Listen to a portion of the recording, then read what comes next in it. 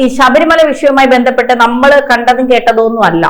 ശബരിമലയിൽ ഇപ്പോ അയ്യപ്പൻ വരെ പോയി എന്നുള്ളൊരു യാഥാർത്ഥ്യമായിരിക്കാം. പക്ഷേ ഈ അതിന് ചുറ്റുമുള്ള പലതും ഈ തന്ത്രി എന്ന് പറയുന്ന അല്ലെങ്കിൽ ഈ ശബരിമലയുടെ എല്ലാം അയ്യപ്പന്റെ പിതാവിന്റെ സ്ഥാനം എന്ന് പറയുന്നവർ കൊണ്ടുപോയി എന്ന് കേൾക്കുമ്പോഴാണ് നമുക്കൊക്കെ അതിശയം തോന്നുന്നത്.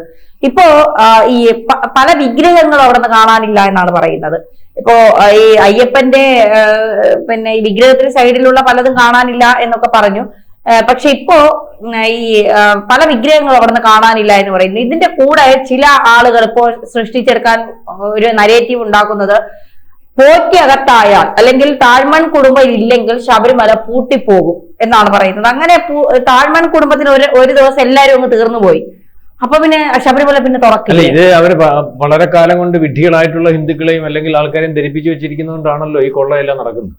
അതുകൊണ്ടാണല്ലേ എനിക്കാണ് എല്ലാത്തിനകത്തും അവകാശം എന്ന് പറയുന്നത്. നമ്മള് ഇതിനകത്ത് ഈ കേസുമായിട്ട് ബന്ധപ്പെട്ട് വരുമ്പം ഈ കേസിനകത്ത് വന്നതെന്ന് പറയുന്നത് ഒരു വാതിൽപ്പടിയുടെയും ദ്വാരപാല ശില്പത്തിന്റെയും കേസാണ് വന്നത്. അപ്പം ഈ കേസ് അന്ന് ഇരുന്ന അല്ലെങ്കിൽ കോടതി പറയുന്ന അനുസരിച്ചുള്ള ദേവസ്വം ബോർഡ് പ്രസിഡന്റ് ഉൾപ്പെടെയുള്ളവരെ അറസ്റ്റ് ചെയ്തു. അപ്പൊ പ്രധാനപ്പെട്ട ഒരു കക്ഷി എന്ന് പറഞ്ഞാൽ നമ്മൾ ഏറ്റവും പ്രധാനപ്പെട്ട ആളായിട്ട് കാണുന്നത് ഇതിനകത്ത് പപ്പനെ തന്നെ. പപ്പൻ ഈ കൊള്ളക്കകത്ത് കൂട്ടുനിന്നു, അല്ലെങ്കിൽ ഇതിനകത്ത് ഈ ഗ്രൗണ്ട് ഒരുക്കി, അല്ലെങ്കിൽ കൊള്ളക്കകത്തുണ്ട് ദ്വാരപാല ശില്പത്തിന്റെയും അല്ലെങ്കിൽ വാതിൽപ്പടിയുടെയും കേസിനകത്ത് മാത്രമാണ് അയാൾ ഉള്ളത്. പക്ഷെ അയാൾ അകത്ത് പോകുന്നതിന് മുമ്പ് ഒരു കാര്യം പറഞ്ഞു, ഞാൻ ഇതിനകത്തൊന്നും മോട്ടിച്ചിട്ടില്ല, ചില സാഹചര്യങ്ങൾ കൊണ്ട് എനിക്ക് ഇതിനകത്ത് നിന്ന് കൊടുക്കേണ്ടി വന്നു, എന്നെ കൊണ്ട് ചിലരത് ജയിച്ചു, ദൈവതുല്യരായിട്ടുള്ള ആൾക്കാരുണ്ടായിരുന്നു. പിന്നെ അയാൾ പറഞ്ഞൊരു കാര്യം എന്ന് പറഞ്ഞാൽ ഈ പോറ്റി എന്ന് പറയുന്ന ആളാണല്ലോ നിങ്ങൾ പറയുന്ന ഈ കൊള്ളക്കാരൻ, അല്ലെങ്കിൽ ഇതിനകത്ത് പ്രധാനപ്പെട്ട കസ്റ്റഡി. ഈ പോറ്റിയുടെ പിറകിൽ ആളുണ്ട്. പോറ്റിയെ 2004 തൊട്ട് ഇവിടെ ഉണ്ട്. അത് തൊട്ട് ഇങ്ങോട്ട് അന്വേഷിക്കണം. അന്ന് ഈ പറയുന്ന മാർക്സിസ്റ്റ് പാർട്ടി അല്ലെങ്കിൽ ഇടതുപക്ഷമോ ഒന്നുമല്ല, കോൺഗ്രസ് ആണ്. അന്നും മന്ത്രിയുണ്ട്, അന്നും തന്ത്രിയുണ്ട്, അന്നും ഈ പറയുന്ന ദേവസ്വം ബോർഡ് പ്രസിഡന്റ് ഉണ്ട്. അപ്പം അന്ന് നടന്ന കൊള്ളയ്ക്കകത്ത് വരുന്നതാണ് 18-ാം പടിയുടെ കൊള്ള. അതും ക്രമവിരുദ്ധമായിട്ടാണ് നടന്നിരിക്കുന്നത്. അതിനകത്തൊന്നും ഈ 18-ാം പടി പുനരുദ്ധാരണവുമായിട്ട് ബന്ധപ്പെട്ട് നടന്ന കൊള്ളയ്ക്കകത്ത് ഈ പറയുന്നത് പോലെ എല്ലാ ശബരിമലയ്ക്കകത്ത് നടക്കാണ്ടാത്ത രീതിയിലേക്ക് കാര്യങ്ങൾ നടന്നു. അവിടുന്ന് പല കാര്യങ്ങളും കടത്തി. അതുപോലെ തന്നെയുള്ള ഒരു കൊള്ളയായിരുന്നു ഈ പറയുന്ന കൊടിമരത്തിന്റെ കൊള്ള. ഇപ്പൊ മഹേഷ് പണിക്കർ എന്ന് പറയുന്ന ഒരാൾ വ്യക്തമായിട്ട് ഇന്നലെ തൊട്ട് ശില്പി സംശയം രേഖപ്പെടുത്തുന്നു. അല്ലെങ്കിൽ അതുമായിട്ട് ബന്ധപ്പെട്ട് നിന്ന കഴിഞ്ഞ ദിവസം നമ്മൾ IPS കാര്യം പറഞ്ഞു, ഇവിടുത്തെ അന്വേഷണ ഗോപാലകൃഷ്ണൻ അദ്ദേഹം പറയുന്നു. അപ്പം ഇതിനകത്ത് മൊത്തം ദുരൂഹതയാണ്. നമ്മൾ നേരത്തെ പറഞ്ഞില്ലേ, ഇതിനകത്ത് ഞാൻ നേരത്തെ ഒരു ടോക്കിനകത്ത് പറഞ്ഞു, ഇത് ശബരിമലയിലെ ഈ തന്ത്രി കുടുംബത്തിന്റെയും അല്ലെങ്കിൽ ഒരു ശബരിമലയുടെ കാര്യങ്ങൾ തീരുമാനിക്കുന്ന ഒരു ഓരോ ഘട്ടത്തിൽ കൊള്ളയടിക്കുന്നതിന് വേണ്ടി ഓരോ കാരണം കണ്ടെത്തും.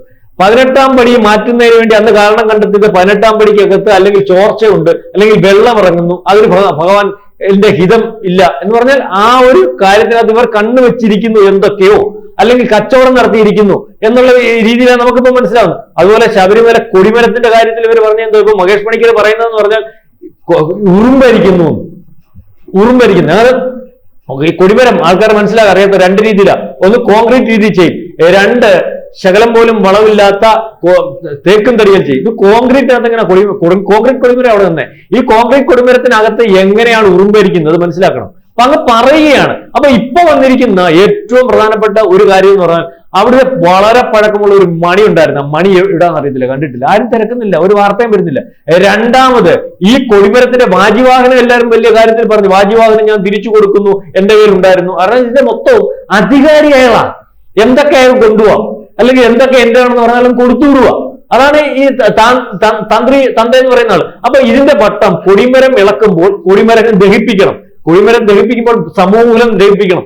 ഇതിന്റെ കീഴിലുണ്ടായിരുന്ന ദ്വാര അല്ലെങ്കിൽ അഷ്ടദിക്പാലകരുണ്ട്. അപ്പൊ കൊടിമരത്തിന്റെ കീഴിൽ ഇപ്പൊ ആർക്ക് വേണമെങ്കിലും പരിശോധിക്കാം, എല്ലാ അമ്പലത്തിന്റെയും കൊടിമരത്തിന്റെ ഈ അഷ്ടദിക്പാലകർ എന്ന് പറയുന്ന വിഗ്രഹങ്ങൾ കാണാനില്ല പഴയത് ആരുടെ കയ്യിൽ. ഇത് തന്ത്രി കൊണ്ടുപോയെന്ന് പറയുന്നു. ഇതിന് കോടികൾ കിട്ടും.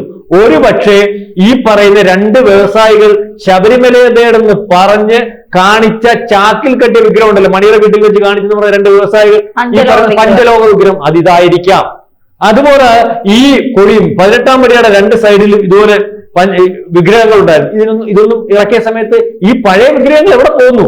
കാണുന്നില്ല, പുതിയ കൊണ്ടുവരുന്നു. അതുപോലെ പുതിയ അഷ്ടദിക്പാലകരെ വാർക്കുന്നതിന് വേണ്ടി 10 കിലോ സ്വർണം ഈ പറഞ്ഞതുപോലെ പല ആളുകളിൽ നിന്ന് സംഭരിച്ചിട്ടുണ്ട്. ഈ 10 കിലോ സ്വർണം സംഭരിച്ചതിന് കണക്കില്ല. ഇത് എത്ര കിലോ അയക്ക് വാർത്തതിന് കണക്കില്ല. ഇതിന്റെ മിനിറ്റ്സ് ഉണ്ടോ, ബുക്കുണ്ടോ, ഇതിനെ പറ്റിയൊന്നുമില്ല. അത് തന്നെയാണല്ലോ നേരത്തെ പറഞ്ഞത്, ഇതിനൊന്നും റെക്കോർഡില്ല. അതായത് ഇതെല്ലാം ഒരുപക്ഷെ നമ്മൾ വിചാരിക്കുന്ന ധാരവാല ശില്പം അല്ലെങ്കിൽ വാതിൽപ്പടി ഇപ്പൊ ഇന്നലെ വന്നേക്കുന്നതെന്ന് പറഞ്ഞാൽ ബാക്കി എല്ലായിടവും പൊളിച്ചിട്ടുണ്ട്. ഈ പൊളിച്ചിട്ട് സ്വർണം കടത്തിയിട്ടുണ്ട്. അപ്പം അതിന്റെ കൂടെ അതല്ലാതെ കോടതി ആദ്യം തൊട്ട് നിനയിച്ച കോടികൾ വിലയുള്ള ഇദ്ദേഹം വാജിവാഹനം തിരിച്ചു കൊടുത്തല്ലോ. വാജിവാഹനം തിരിച്ചു കൊടുത്തതിന്റെ കൂട്ടത്തിൽ ഈ അഷ്ടദിക്പാലകരുടെ കാര്യം ആരും ചോദിക്കണം, ആർക്കും അറിയത്തില്ല. അതിൽ മണിയുണ്ട്. ആ മണി ഈ ശബരിമലയിൽ ഈ കൊടിമരമായിട്ട് ബന്ധപ്പെട്ട് നിന്നൊരു മണിയുണ്ട്. ആ പഴയ മണി കാണാനില്ല. ഈ പറയുന്ന 18-ാം പടിയുടെ രണ്ട് സൈഡിലും ഇതുപോലെ ഓരോ ബിംബങ്ങളുണ്ടായിരുന്നു. ഇതൊന്നും കാണാനില്ല. ഇതിനൊക്കെ കോടികളാവല. അതുകൊണ്ടാണ് പറഞ്ഞത് 1000 കോടി രൂപയുടെ ഇടപാട് 500 കോടി നടന്നു കഴിഞ്ഞു. ഇത് ഏതിന്റെയൊക്കെ ഇടപാട് എങ്ങനെയാണ് അറിയുന്നത്? ഡി മണിയെ ഫ്രീ ആയിട്ട് അങ്ങ് വിട്ടു. ഡി മണി എന്ന് പറയുന്ന ആളെ ചോദ്യം ചെയ്തു, വെറുതെ വിട്ടു. കാരണം അയാൾ ഇതിനകത്തുണ്ടോ ഇല്ലയോ എന്നുള്ള കാര്യം അല്ലെങ്കിൽ പരിശോധനയിൽ കൂടി ഇല്ലെന്ന് കണ്ടെത്താൻ കഴിയുന്ന SIT ആണല്ലോ. SIT അങ്ങനെ കണ്ടെത്തി. അപ്പൊ അവിടെ വെച്ച് അയാളെ എസ്കേപ്പ് ആക്കി. ഈ തന്ത്രി ഉൾപ്പെടെ ഉള്ളവരെ അകത്തിടാതിരിക്കുന്നതിന് വേണ്ടി ആവുന്നത് ശ്രമിച്ചതുപോലെ നമുക്ക് തോന്നിയതാണല്ലോ. അല്ലെങ്കിൽ തന്ത്രിയെ ആദ്യം അറസ്റ്റ് ചെയ്യേണ്ട തന്ത്രി എങ്ങനെ അവസാനം അറസ്റ്റ് ചെയ്യുന്നത്? അപ്പൊ തന്ത്രിയെ അറസ്റ്റ് ചെയ്തേ മതിയാത്തുള്ളൂ എന്നുള്ള രീതിയിൽ കോടതി വിലം പിടിച്ചു. കോടതിയുടെ ചോദ്യങ്ങൾക്ക് മുമ്പിൽ SIT സംഘത്തിന് ഉത്തരവില്ലാതായി. കാരണം തന്ത്രിക്കെതിരെ തെളിവുകൾ തന്ത്രി തന്നെ നിരത്തി. അല്ലെങ്കിൽ ഈ പറയുന്ന പപ്പൻ ഉൾപ്പെടെയുള്ള ഉണ്ണികൃഷ്ണൻ പോറ്റി ഉൾപ്പെടെ ചോദ്യം ചെയ്തപ്പോൾ അതിനകത്ത് തന്ത്രിക്കെതിരെയാണ്, തന്ത്രിയാണിതെല്ലാം, തന്ത്രി അറിയാതെ ഒന്നും നടക്കത്തില്ല, തന്ത്രി അറിയാതെ ഒന്നും നടക്കത്തില്ല എന്നുള്ളതാണല്ലോ അവിടുത്തെ ചിട്ട തന്നെ, അവിടുത്തെ നിയമം തന്നെ. ആണ് ഇയാളാണല്ലോ എല്ലാം പറയേണ്ടത്, ഇയാളാണല്ലോ എല്ലാം തീരുമാനിക്കേണ്ടത്. ദേവപ്രശ്നം വേണമെങ്കിൽ പുള്ളി തീരുമാനിക്കണം. ഞാൻ നേരത്തെ പറഞ്ഞിട്ടുണ്ടല്ലോ, ദേവപ്രശ്നം പുള്ളി തീരുമാനിക്കുന്ന ആള് ദേവപ്രശ്നം നടത്തും. പുള്ളിയെ മനസ്സിലിരിക്കുന്ന കാര്യം ഈ ദേവപ്രശ്നം നടത്തുന്ന ആള് പറയും. ഇത് മനസ്സിലാക്കണം. ഇതൊരു വലിയ കൊള്ളയാണ്. അന്നേരം ദേവഗീതം എന്താണെന്ന് ദേവപ്രശ്നത്തിൽ നോക്കുമ്പോൾ ഇന്നത് പറയും. അപ്പം കൊടിമരം മാറ്റണം.